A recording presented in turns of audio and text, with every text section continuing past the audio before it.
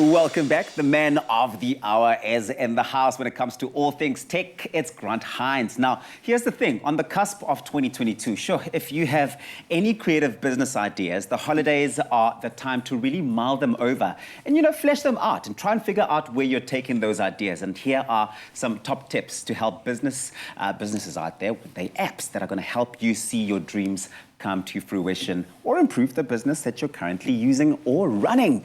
Grant, this is exciting because people start planning now for what their year looks like. Yeah, and I think that a lot of people also look back on the year and see how that business year has gone and little ways that they can improve it. And I've always been a firm believer that apps help you grow your business and help kind of work out iron out the kinks.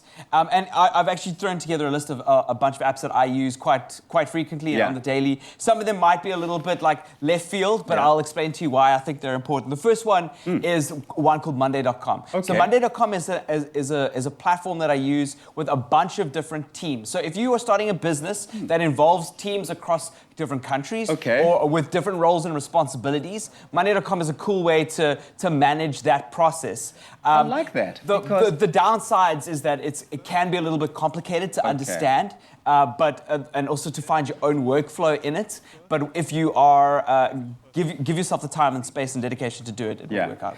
Well, the beauty of an app like that is that a lot of people are moving to sort of working from home and virtual working. So you're not sitting in the boardroom or in the meeting room and catching up. You really literally could set that up and connect with what everyone's doing at any given point.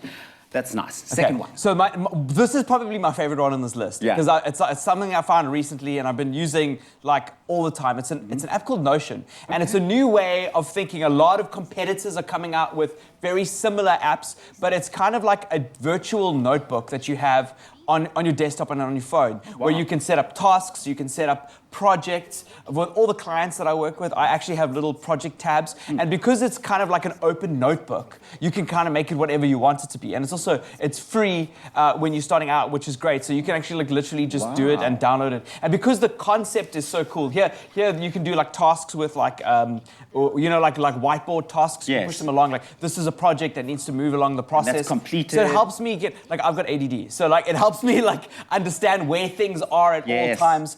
Even for the work that I do for the show here, I use Notion to help me plan it and so on. And that's been a very cool tool. And the fact that it's a new way of thinking about the way we work online. Microsoft have one coming out called Loop, which I'm very excited to see what it's like. And there are a bunch of other competitors, obviously Evernote is the one that everybody uses, but this one is brand new and they've kind of transformed it. So I'm really excited to see where It's that really goes. exciting, and the fact that you can really just set reminders and that sort of thing and connect it, link it to your phone as well. So you haven't got an excuse. And you can use left Teams. My notebook. Yeah, exactly. And you can also use Teams. So whenever I have a meeting with somebody, I'll just quickly open up one of the pages and I'll just jot down stuff.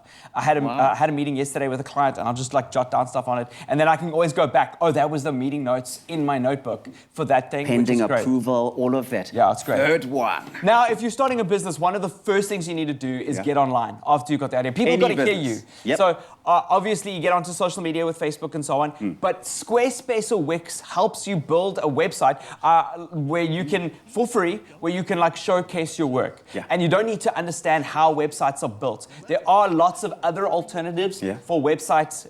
It's called I forgot the name. It's actually it's interface website design. So you can literally, you don't need to know code. You can drag and drop things. WordPress does similar work as well. WordPress does as well. WordPress, you do need to know a little bit of code. So that is a bit of barrier to entry. But when I'm thinking of this list, I'm thinking of people like my dad, who are need to just drag and drop some pictures. That's it. And there are a lot of alternatives like that. So if you're thinking of doing a website and you're thinking, oh no, I don't know how to make code or whatever, don't worry about it. There are solutions where you can drag and drop. So make sure that you check and you look out for ones that work for you. And those templates that they've got on there, for example, really do make it easy for you, and they are free, which is great. And don't fall for the paid tiers. There are expensive paid tiers for a lot of these products. Don't fall for them. Use what works for your business and don't at that stage, which is really important. And then lastly, Discord or Slack. So Discord is an unusual one. Isn't this the chatting platform? Yes. How do you know about it? Because I'm Discording. Hey, I'm quite impressed. I'm quite impressed with you. Discord is actually this really strange service because it started off as a gaming service. So most of the time you set up a server for you and your friends to play games with and chat. But now, as it's evolved over lockdown, actually, I've loved it so much. Like, yeah, you end up setting up like private servers so you can chat to your friends. There are like virtual stages that you can have. So you can go like, hey, I'm gonna have an event on Monday night where I have a stage with my camera and people can watch me like talk, or I can invite people to come do that, or I can just have private group conversations. So it's really good if you're having meetings or if you're used to open offices and you want to continue talking. So I've got a group of friends, and if I'm feeling a little bit, I like to be where there's energy. I hate working on my own. You break off. I just go, hey guys, come, let's just work together, but let's get into a voice chat. I love that. What I've been able to really enjoy with Discord, for example, is really this topics about anything and everything. If you want like vegan groups and all of that, you want to set those up, you really can and have so much fun in that I'm closed so impressed. community. Discord! I'm so impressed. And I really don't just like it because of the word disco in there. I really just like it. I'm just impressed that you know it and that you use it. But thanks, Grant. This is great. Small businesses have the opportunity to play in the big league, and these apps do make it that much easier for you to really step in the game and elevate your business, take it to where businesses need to be in the year 2021. Hey, the world is yours. Thanks, Grant.